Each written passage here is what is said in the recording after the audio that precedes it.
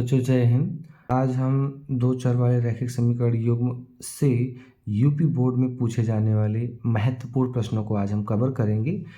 तो आप देख सकते हैं टोटल ये हमारे पास 10 क्वेश्चन हैं। ठीक है, ये 10 क्वेश्चन काफ़ी इम्पोर्टेंट हैं। इन्हें आप अच्छे से पढ़ें और अच्छे से तैयार करें, निश्चित ही आपको बेहतर रिजल्ट इस चैप्टर से देखने को मिलेंगे। और इस वीडियो को आप ज़रूर अपने दोस्तों के साथ शेयर करें ताकि वो भी इसका लाभ उठा सकें। तो चलिए वीडियो को शुरू करते हैं। तो यहाँ पर देख लीजिए, जो हमारा पहला क्वेश्चन है क्या कहता है कि P के किन मानों के लिए समीकरण युग्म 4x + py + 8 = 0 और दूसरा है 2x + 2y + 2 = 0 का अद्वितीय हल है। ठीक है, तो सबसे पहले हम यहाँ पर समझते हैं कि भाई देखिए, ये हम जो समीकरण हमें दिया है 4x + py + 8 = 0, इसको लिख लेते हैं। और साथ ही जो हमारा दूसरा इक्वेशन है 2x + 2y + 2 = 0। ठीक है, अब हमें पता है कि इसमें पूछ रहा है अद्वितीय हल। हमें पता है अद्वितीय हल के लिए रूल क्या होता है, a1/a2 not equal to b1/b2। ठीक है, ये अद्वितीय हल की कंडीशन होती है। इतना सब पढ़ा होगा हमने अच्छे से। तो अब इसी कंडीशन को लगाते हैं। तो ये हमारा a1 है, ठीक है, ये b1 है, ये c1, ऐसे a2 b2 c2। तो इस कंडीशन का हम उपयोग करते हैं क्योंकि हमसे अद्वितीय यानी कि यूनिक सोल्यूशन के लिए बात कही है। तो हम फटाफट इस रूल को लगाते हैं। तो देखिए क्या आ जाएगा, 4/2। ठीक है, इस रूल का हम इस्तेमाल कर रहे हैं। सोल्यूशन यहाँ पर ये हमारा चल ही रहा है। ठीक है, तो 4/2 ये नॉट इक्वल टू क्या होना चाहिए, b/2 मतलब p/2। ठीक है, यानी b1/b2 है, a1/a2। तो a हमारा कितना है, a1 4, a2 कितना है 2, तो 4/2 नॉट इक्वल टू ये b1 और ये b2, तो यानी p/2। ठीक है, अब इसको थोड़ा फटाफट हम सॉल्व कर लेते हैं। तो यहाँ से आप देख पाएंगे क्या हो जाएगा, क्रॉस मल्टीप्लाई कर दें तो इधर हो जाएगा 2p नॉट इक्वल टू, जैसे देखें तो 8। थोड़ा इसको हम और सॉल्व कर लें तो ये 2 इधर मल्टीप्लाई है, डिवाइड हो जाएगा, तो p नॉट इक्वल टू 8/2। थोड़ा और सॉल्व करेंगे तो यहाँ से आप देख पाएंगे p नॉट इक्वल टू 4। ठीक है, तो यानी यहाँ पर जो हमसे पूछा गया था एक कंडीशन की p की वैल्यू क्या होगी, तो यहाँ पर बोल सकते हैं कि p का मान 4 नहीं होना चाहिए, बाकी आप कुछ भी रखते रहें। तो ये जो इक्वेशन है इसका जो सोल्यूशन है वो कैसा होगा, अद्वितीय। अद्वितीय का मतलब सिर्फ और सिर्फ एक हल होगा। ठीक है,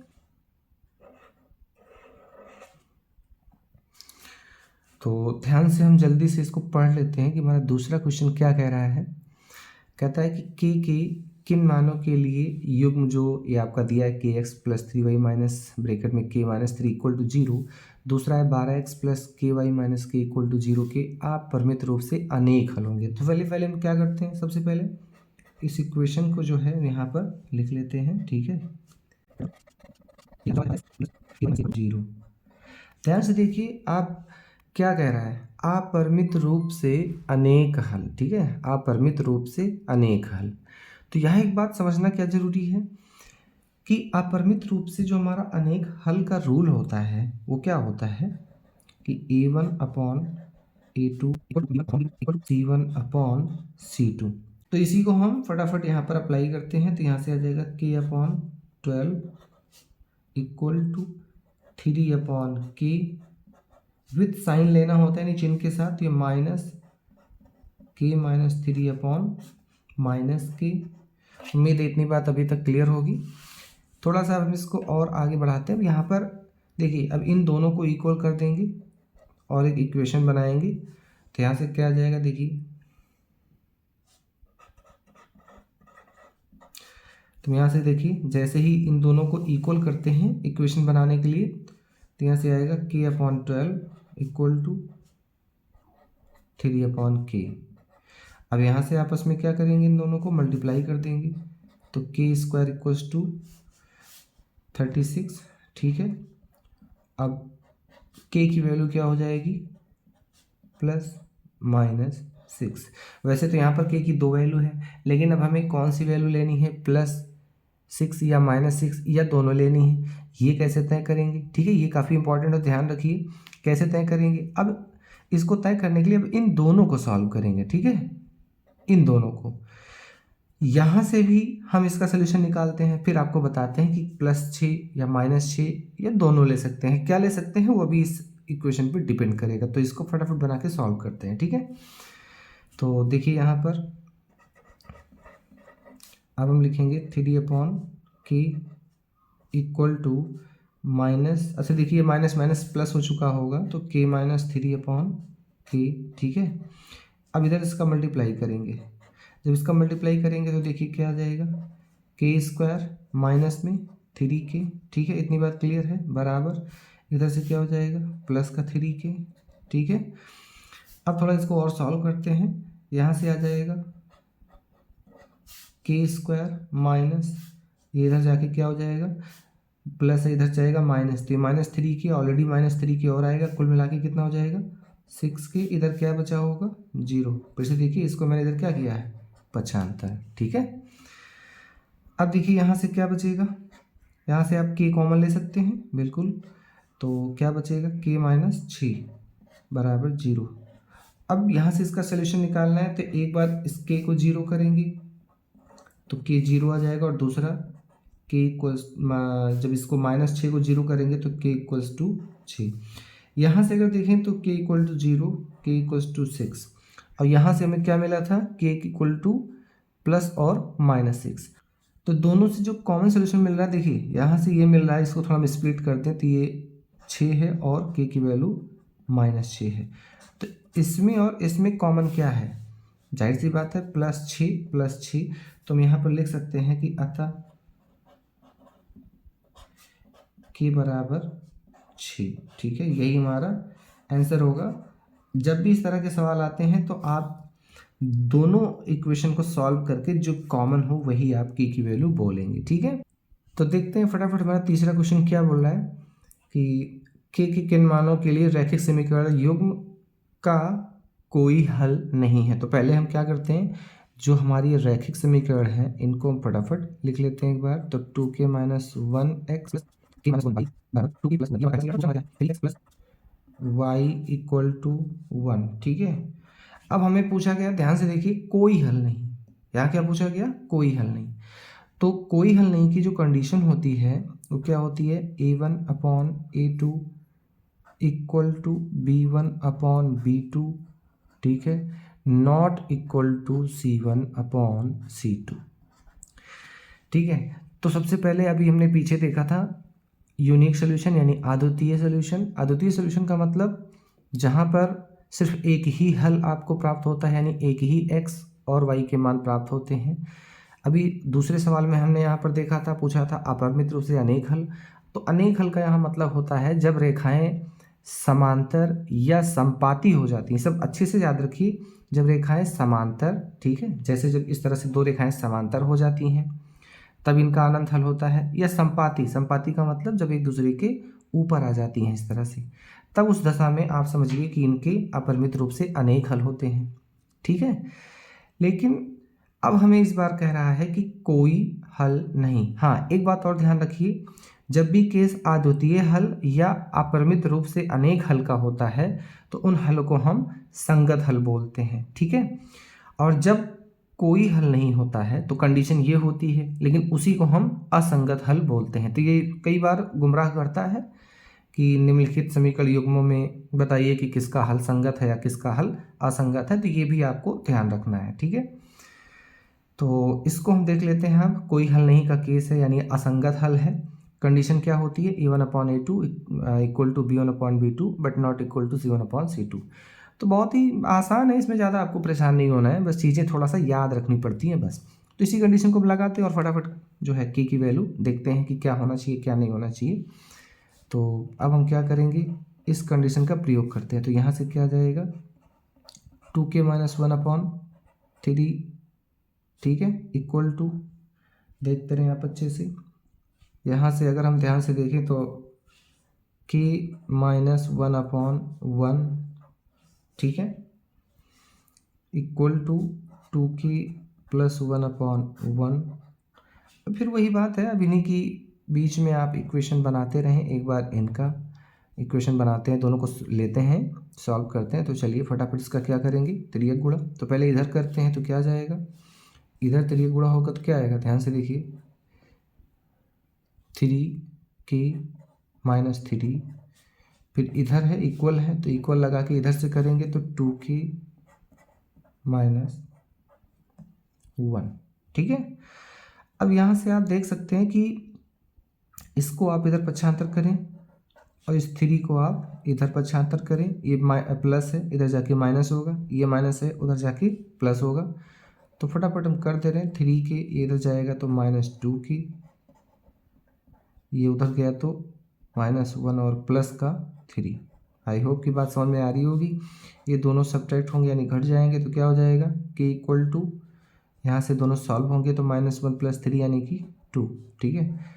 तो यहाँ से एक आता है k इक्वल्स टू -2, ठीक। एक तो ये हुआ। दूसरी कंडीशन में हमने क्या देखा था, अब दूसरी जगह पर हम इन दोनों से एक समीकरण बनाएंगे और सॉल्व करेंगे। तो देखिए इसका इधर मल्टीप्लाई कर लेते हैं, तो दोनों आपको करना है, ठीक है।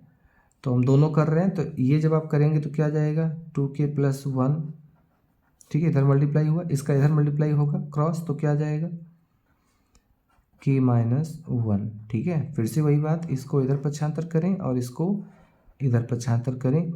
बट हाँ ध्यान रखिएगा कि ये नॉट इक्वल है, अभी मैंने गलत कर दिया है। तो ये नॉट इक्वल है तो यहाँ पर भी नॉट इक्वल चलेगा, ठीक है। अब ये इधर आएगा तो 2k - k, ये उधर जाएगा, नॉट इक्वल -1 ऑलरेडी था और ये उधर ट्रांसफ़र होके -1 हो जाएगा। तो ये सॉल्व करते ही आप देख पाएंगे कि k नॉट इक्वल टू -2।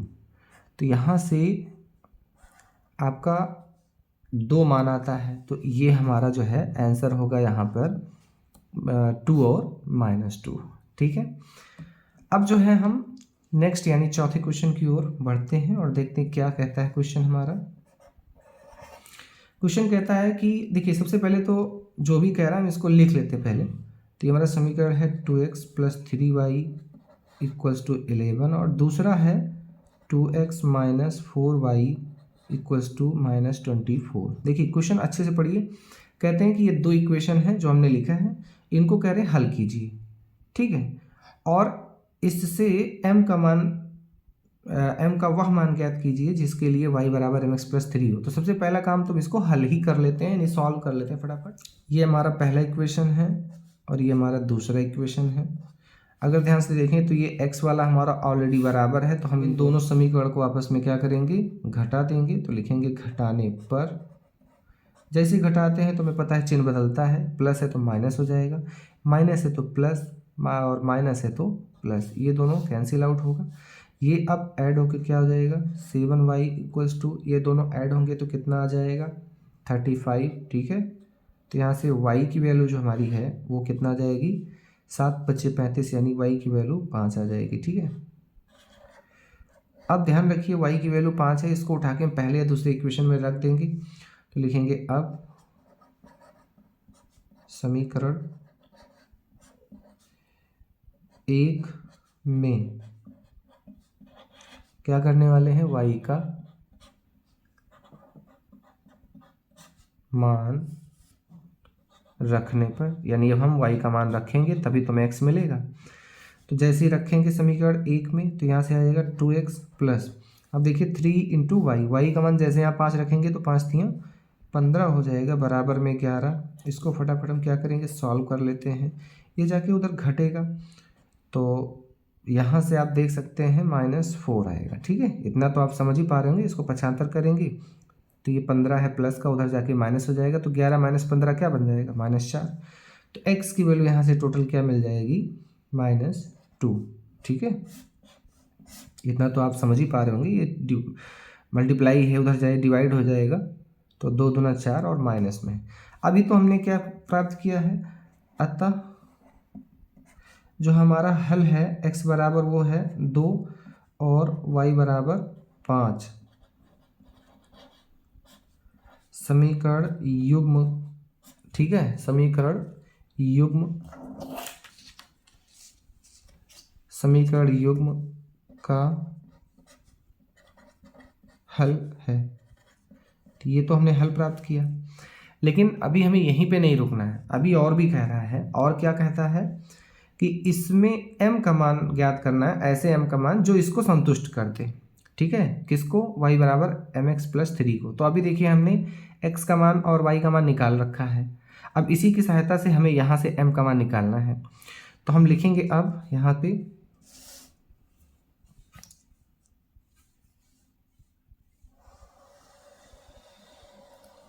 तो हम अब आगे इसको बढ़ाते हैं। तो यहाँ क्या लिखेंगे?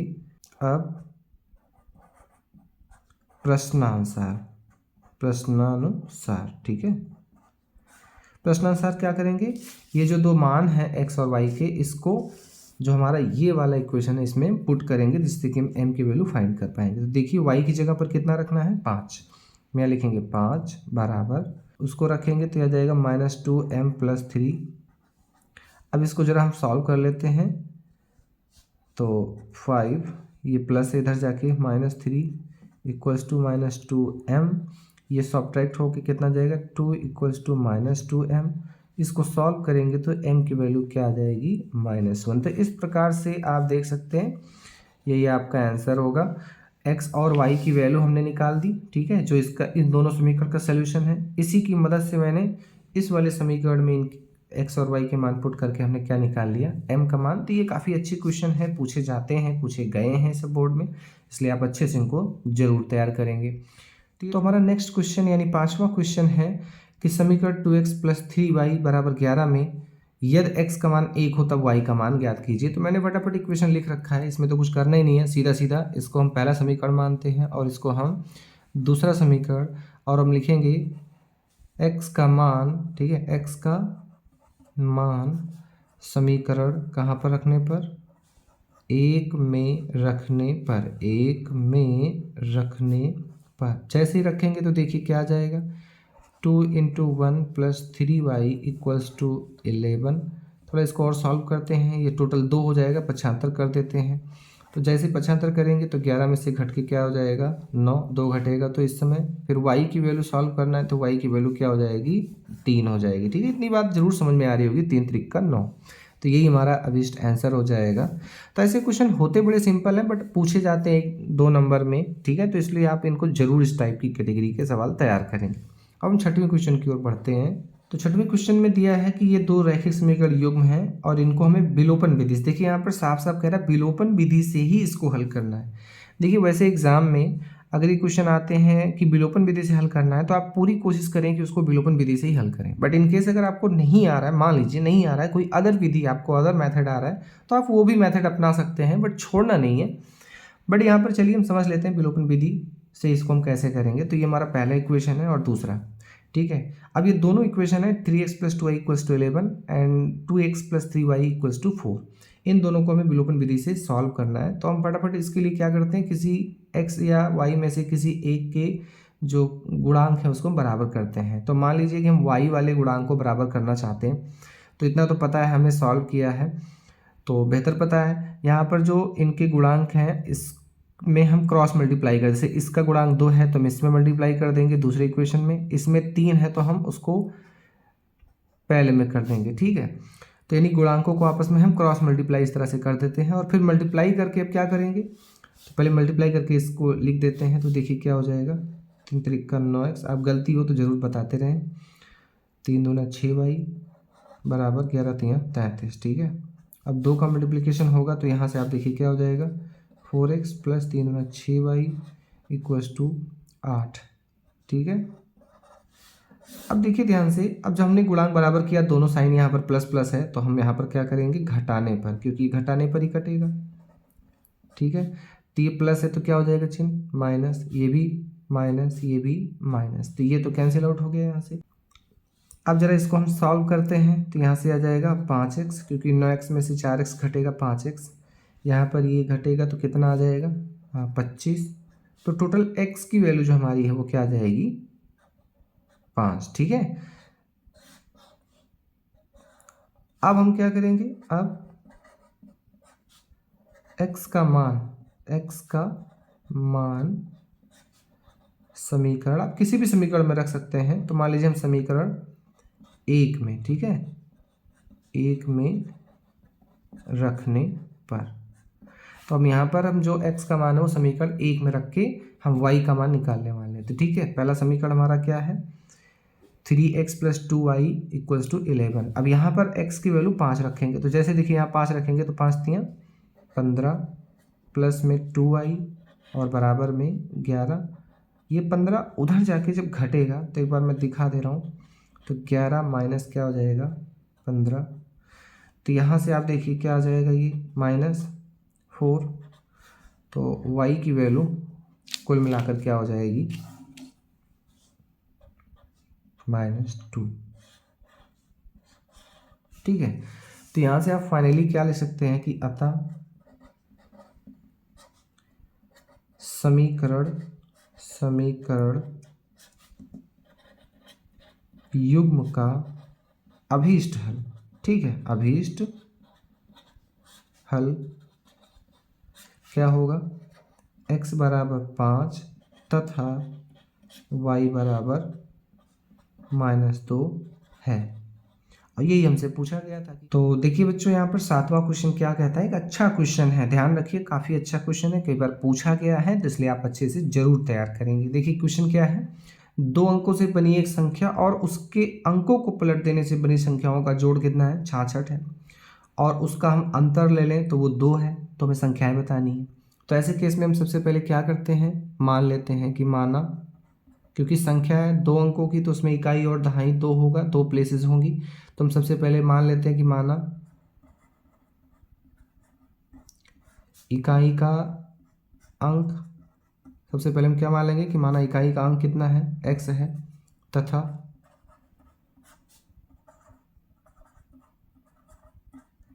दहाई का अंक क्या होगा। भाई देखिए आप समझते रहिए, 2 अंकों की संख्या है तो उसमें एक इकाई होगा और एक दहाई होगा, तो मैंने संख्याएं इस तरह से उसके इकाई और दहाई को हमने मान लिया।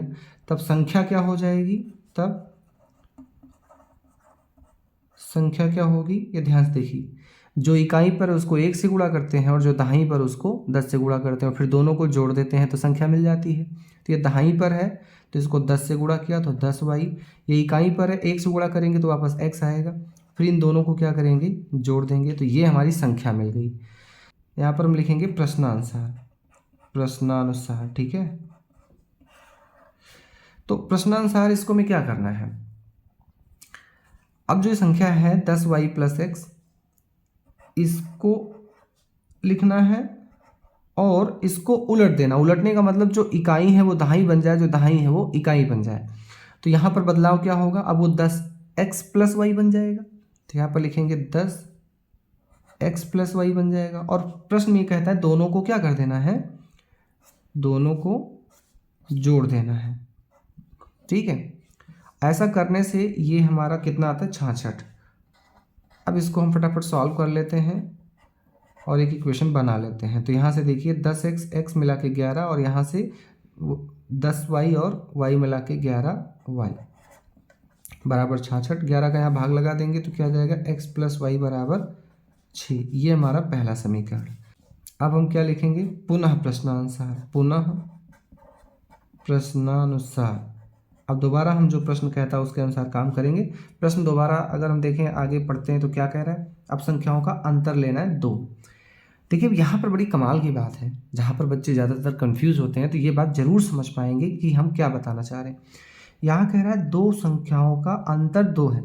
अब हमें ये नहीं पता है कि अंतर इकाई से दहाई का है या दहाई से इकाई का है, तो आप बिना किसी संकोच के आप कोई भी अंतर ले लीजिए, चाहे x में से y या y में से x, ठीक है। दोनों केस में आपको सॉल्व करना है क्योंकि आपको पता है नहीं और दोनों से सोल्यूशन निकल के आएगा। तो पहले हम क्या करेंगे, इकाई में से दहाई घटाएंगे और बराबर क्या बोलता है, यानी अंकों का अंतर क्या बोल रहा है, 2 आएगा। तो हम इकाई वाले में से हमने दहाई वाले को घटाया तो अंतर 2 हमने ले लिया, ठीक है। ध्यान रखिएगा, हम दहाई में से भी इकाई घटा सकते थे, लेकिन अभी मैंने इकाई में से दहाई घटाया है। अब इन दोनों को सॉल्व करेंगे, ये एक तरीका हो सकता है। तो लिखेंगे समीकरण 1 व 2 से। तो पहले हल करके आपको दिखाते हैं। तो x + y = 6, यहाँ x - y = 2, दोनों को सीधा सीधा ऐड करना है। क्यों ऐड करना है? क्योंकि जो बराबर है, जैसे ये बराबर है प्लस वाई का और ये माइनस वाई का, दोनों लेकिन चिन्ह में अपोजिट है, इसलिए इसको हम ऐड कर देंगे। ये कटेगा, क्या आ जाएगा 2x इक्वल्स टू 8। तो x की वैल्यू यहाँ से क्या मिल जाएगी 4। ठीक है, अब x की वैल्यू 4 मिल गई। अब हम क्या करेंगे इसके लिए, x का मान हम किसी एक समीकरण में रख देंगे। तो लिखेंगे अब x बराबर 4 समीकरण 1 में क्या करेंगे हम लोग, रखेंगे। तो यानी रखने पर जैसे रखेंगे तो देखिए क्या आ जाएगा, यहाँ पर रखना है x का मान 4, तो 4 प्लस वाई बराबर 6। तो यहाँ से आप y की वैल्यू क्या निकाल पाएंगे, ये सब्ट्रैक्ट होके मतलब ट्रांसफ़र करेंगे, सब्ट्रैक्ट हो जाएगा तो 2 बचेगा। ठीक है, तो लिखेंगे अतः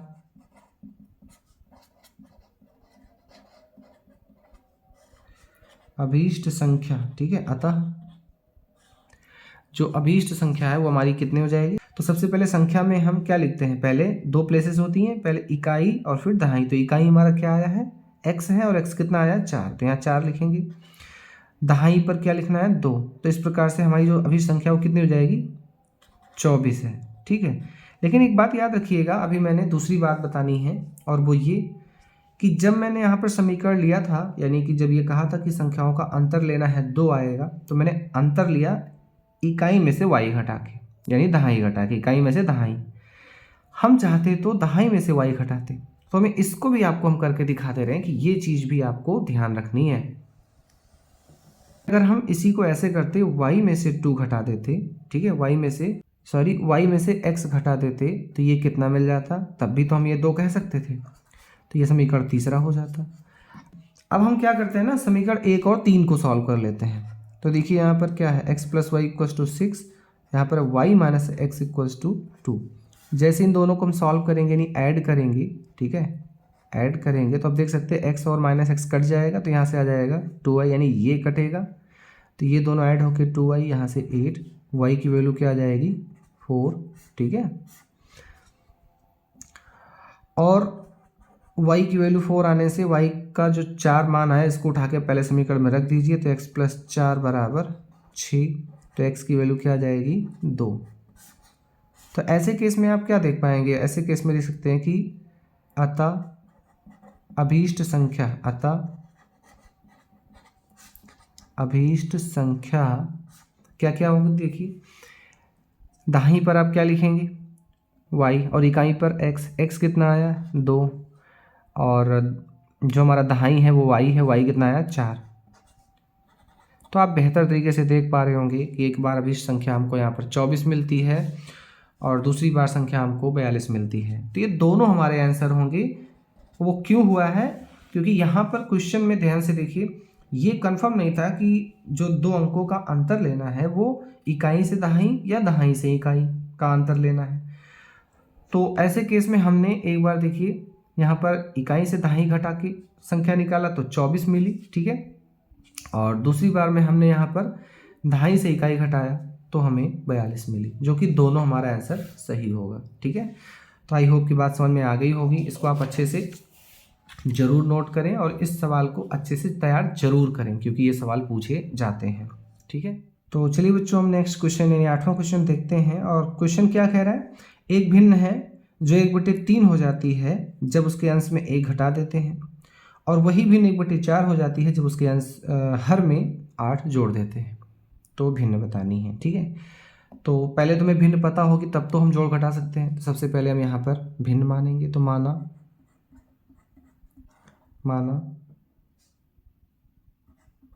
भिन्न, भिन्न कितनी मान लेंगे x/y। ठीक है, ये हमने भिन्न मान लिया। अब हम क्या लिखेंगे, प्रश्नानुसार। तो प्रश्नानुसार में अगर देखिए, पहले प्रश्नानुसार में क्या कहता है कि ये भिन्न 1/3 कब होती है, जब उसके अंश में 1 घटा दे। तो अंश हमारा x है, उसमें से हम 1 घटाएंगे, y में कुछ करने के लिए बोला नहीं है। ऐसा करने से अब ये भिन्न कितने हो जाएगी 1/3 के बराबर। ठीक है, इसको फटाफट अगर हम सॉल्व कर लें तो सॉल्व करते ही आप देख पाएंगे, मैं डायरेक्ट लिख दे रहा हूँ, ठीक है, आप इतना कर ही सकते हैं। तो ये हो जाएगा 3x - y = 3। ये पहला समीकरण हमारा हो जाएगा। ठीक है, आई होप कितना आप क्रॉस मल्टीप्लाई जरूर करके बना लेंगे समीकरण। अब दोबारा हम क्या लिखेंगे, पुनः प्रश्नानुसार, पुनः प्रश्नानुसार, पुनः प्रश्नानुसार। देखिए दूसरे प्रश्नानुसार में दूसरी बार क्या बोल रहा है कि आपको अब हर में 8 जोड़ना है। तो ऐसा करने से भिन्न आपकी 1/4 हो जाती है। अंश में कुछ नहीं करना है, हर क्या है y, इसमें 8 जोड़ना है और ये भिन्न अब ऐसा करने से क्या हो जाती है, 1/4 हो जाती है, ऐसा प्रश्न में कहा गया है। ठीक है, तो अब आप ध्यान से देखिए, इसको भी हम क्रॉस मल्टीप्लाई करके समीकरण बना लेंगे। तो इसको भी हम फटाफट मल्टीप्लाई करके समीकरण बना के डायरेक्टली आपको लिख दे रहे हैं, इतना आप ज़रूर कर लेंगे। तो ये हो जाएगा 4x - y = 8। ये हमारा दूसरा इक्वेशन। अब क्या करना है, अब समीकरण 1 व 2 से, यानी अब हम 1 और 2 को हल करेंगे। तो पहले तो हमारा पहला समीकरण क्या है, 3x - y = 3 और दूसरा क्या है, 4x - y = 8। इन दोनों को हम क्या करेंगे, घटाएंगे। ठीक है, क्योंकि ये दोनों के y जो हैं वो बराबर हैं और दोनों माइनस माइनस में, जब चिन्ह समान होता है तो उनको हम घटाते हैं। तो हम घटाएंगे तो ये प्लस है माइनस हो जाएगा, माइनस से प्लस हो जाएगा और ये माइनस, ये दोनों क्या हुआ, कैंसिल आउट। ये दोनों सब्ट्रैक्ट होके क्या आ जाएगा, देखिए अब 3x में से 4x घटा रहे हैं, यानी छोटे में से बड़ी संख्या घटा रहे हैं तो माइनस आएगा। यहाँ भी सेम वही चीज़, कितना आ जाएगा, -5। तो ओवरऑल x की वैल्यू क्या मिल गई, 5। ठीक है, अब जो हमें x का मान 5 मिला है तो लिखेंगे, अब इस x का मान जो 5 मिला उठा के आप किसी भी समीकरण में रख के सॉल्व कर लीजिए, y आ जाएगा। तो चलिए हम पहले समीकरण में रखते हैं। तो पहला समीकरण देखिए क्या है, 3x - y। तो x की वैल्यू 5 रखनी है, तो 5 × 15 माइनस का y = 3। इसको हम ज़रा जल्दी सॉल्व करते हैं। तो 15 ये इधर पक्षांतर कर देंगे, y को इधर और 3 को इधर, तो इधर आके -3 = ये प्लस का y। तो y = अगर आप ध्यान से देखें तो ये 12 हो जाएगा। तो अतः हम लिख सकते हैं कि अतः अभीष्ट भिन्न, जो हमसे भिन्न पूछा गया था वो अभीष्ट भिन्न क्या हो जाएगा हमारा, अभीष्ट भिन्न क्या था हमारा शुरू में, x/y। x का मान क्या मिला है, 5, y का मान है हमारा 12। तो इसको हम लिखेंगे 5/12 है। तो यही हमारा यहाँ पर आंसर हो जाएगा। क्योंकि इस क्वेश्चन को आप नोट कर सकते हैं अच्छे से। तो अब हम 9वें क्वेश्चन की ओर बढ़ते हैं और देख लेते हैं क्या कह रहा है क्वेश्चन हमारा। पढ़िए अच्छे से। दो संख्याओं का योग कितना है, 8। उनका व्युत्क्रम का योग कितना है, 8/15 है। तो संख्या ज्ञात करनी है। तो सबसे पहले तो यहाँ पर आपको संख्याएं माननी है। तो माना पहली संख्या, माना पहली संख्या कितना मान लेंगे, x, तथा दूसरी संख्या भी आपको मानना पड़ेगा। दूसरी संख्या बराबर कितनी हो जाएगी, y। ठीक है, तब अगर हमने ऐसा किया उसके बाद फिर हम क्या लिखेंगे, प्रश्नानुसार। ठीक है, प्रश्नानुसार। अब प्रश्नानुसार हमको क्या करना है, देखिए दो संख्याओं को जोड़ेंगे तो 8 आएगा। वो संख्या मैंने x और y मानी है, तो प्रश्न के हिसाब से उन दोनों को हम जोड़ दें तो कितना आ जाएगा, 8 आ जाएगा। ये हमारा पहला समीकरण। पुनः प्रश्नानुसार, पुनः प्रश्नानुसार। पुनः प्रश्नानुसार क्या कह रहा है कि अब इन दोनों का व्युत्क्रम, व्युत्क्रम का मतलब उल्टा, रेसिप्रोकल। तो 1/x प्लस 1/y ऐसा करेंगे तो ये जोड़ कितना आ जाएगा, 8/15 आ जाएगा। ठीक है, तो ये हमारा दूसरा समीकरण हो जाएगा। ठीक है, अभी इसी को हम सॉल्व करते हैं थोड़ा। तो जैसे इसको क्रॉस मल्टीप्लाई करेंगे तो x + y अपॉन में xy = 8/15। अब यहाँ से जो पहला समीकरण है x + y, इसका मान रख देंगे तो क्या हो जाएगा। अच्छा पहले तो क्रॉस मल्टीप्लाई कर लेते हैं। तो 15, देखिए 15 x + y = 8xy। ध्यान से देखें, यहाँ पर जो x + y उसका मान 8 रखेंगे तो 15 × 8 = 8xy।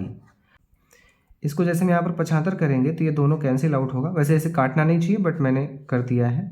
तो एक्स वाई की वैल्यू यहाँ से 15 मिल जाएगी। तो ये हमारा क्या हो जाएगा, नेक्स्ट इक्वेशन 3। अब यहाँ से इन दोनों को हम सॉल्व करें, या फिर एक अच्छा तरीका आप यहाँ पर क्या लगाते हैं, एक फार्मूला कि x माइनस वाई का होल स्क्वायर ये होता है x प्लस वाई का होल स्क्वायर माइनस का 4xy। आप इस रूल का इस्तेमाल करिए और यहाँ से x माइनस वाई का मान ज्ञात करिए। ठीक है, आप चाहें तो डायरेक्ट पहले और तीसरे को भी सॉल्व कर सकते हैं, कोई ऐसी बात नहीं है, लेकिन ऐसा करने से थोड़ा इजी हो जाता है।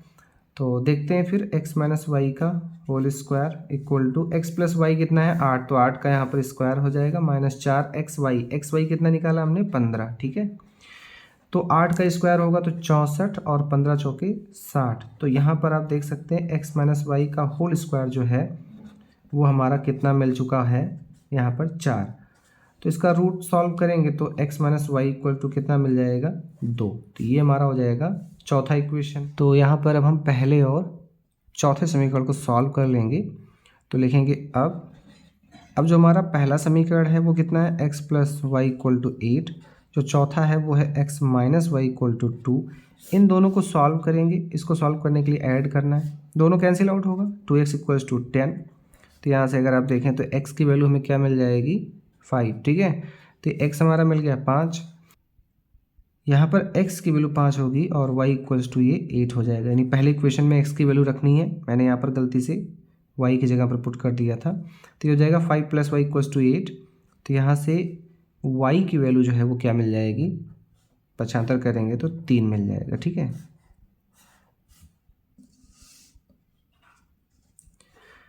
अतः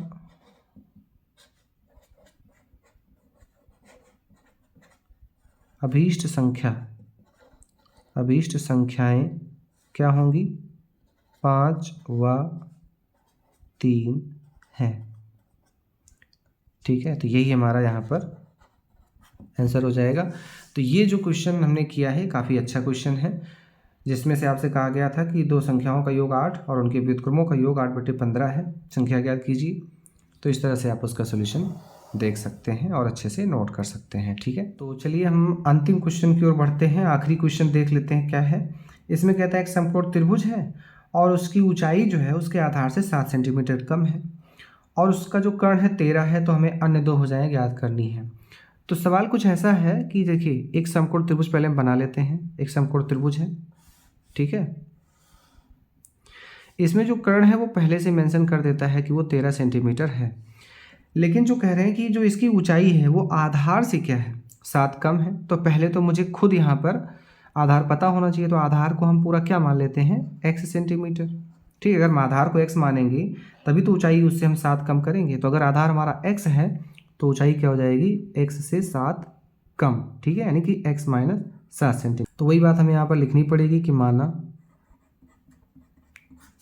त्रिभुज का आधार, ठीक है, त्रिभुज का जो आधार है वो हमें क्या मान लेना है, x सेंटीमीटर।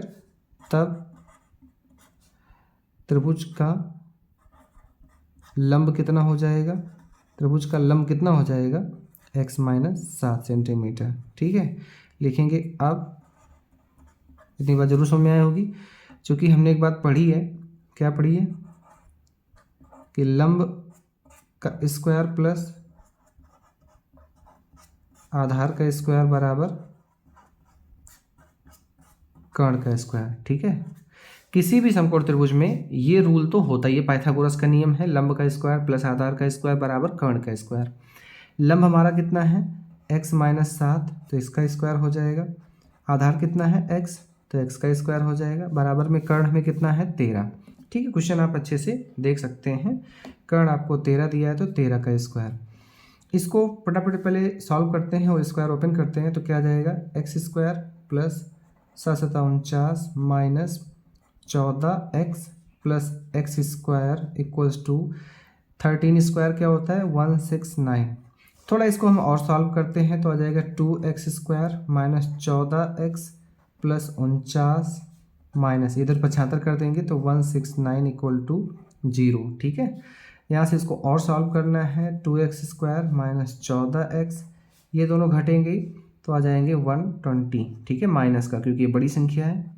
दोनों साइड में आप देख सकते हैं तो उसे भाग किया जा सकता है। तो जैसे हम भाग करेंगे, डिवाइड करेंगे, तो x² माइनस 7x माइनस 60 आ जाएगा। अब इसका हमें फैक्टराइजेशन यूज करके फैक्टर करना है। तो देख सकते हैं क्या आ जाएगा, 12 पंचे 60, 12 में से 5 घटेगा तो 7 आ जाएगा। तो यहाँ पर लिखेंगे 12 minus 5 x minus 60 equal to 0, ठीक है। तो इसको थोड़ा हम सॉल्व करते जा रहे हैं। 12x, देखिए ये क्या हो जाएगा, 12x minus minus plus 5x minus 60 बराबर 0। अब यहाँ से हम क्या करेंगे, x कॉमन लेंगे, दो का जोड़ा बनाएंगे, पहले जोड़ा ये और पहला जोड़ा, दूसरा जोड़ा ये। इस जोड़े से x कॉमन होगा तो क्या बचेगा, x माइनस 12। यहाँ से केवल 5 कॉमन होगा तो x माइनस 12, ठीक है। अब दोनों में फिर से क्या कॉमन क्या हो रहा है, x माइनस 12, यहाँ से क्या बच रहा है, x प्लस 5, ठीक है। अब यहाँ पर हम इसको 0 करेंगे तो x की वैल्यू 12 आ जाएगी, ठीक है, x की वैल्यू 12। इसको 0 करते हैं तो ये 5 आएगा माइनस का।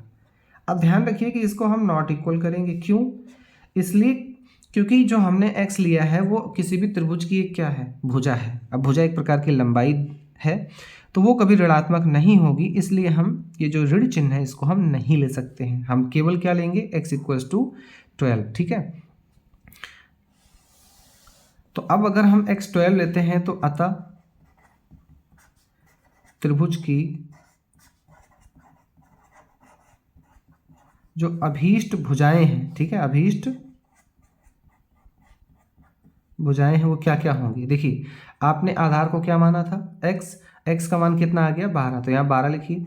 फिर उस समय लंब कितना था, x माइनस 7। अब x हमारा 12 है, 12 में 7 घटेगा तो कितना आ जाएगा, 5। तो ये 12 सेंटीमीटर और ये 5 सेंटीमीटर हो जाएगी, ठीक है। तो यही हमारा यहाँ पर आंसर हो जाएगा। तो बच्चों पूरी उम्मीद करते हैं कि आपको क्वेश्चन अच्छे से समझ में आया होगा। और ये भी आप याद रखिए, जितने भी क्वेश्चन मैंने यहाँ पर डिस्कस किए हैं, अगर आप इन क्वेश्चन को अच्छे से तैयार करते हैं तो निश्चित तौर पर आप बेहतर नंबर यहाँ से ला सकते हैं, ठीक है। तो इन क्वेश्चन को आप तैयार कर लें, उसके बाद इसको बार बार घर पे प्रैक्टिस करें। जो भी आपके साथी हैं उन तक भी ये वीडियो ज़रूर शेयर करें ताकि वो भी इस क्वेश्चन का लाभ उठा सकें। तो मिलते हैं अपनी नेक्स्ट वीडियो में, तब तक के लिए जय हिंद।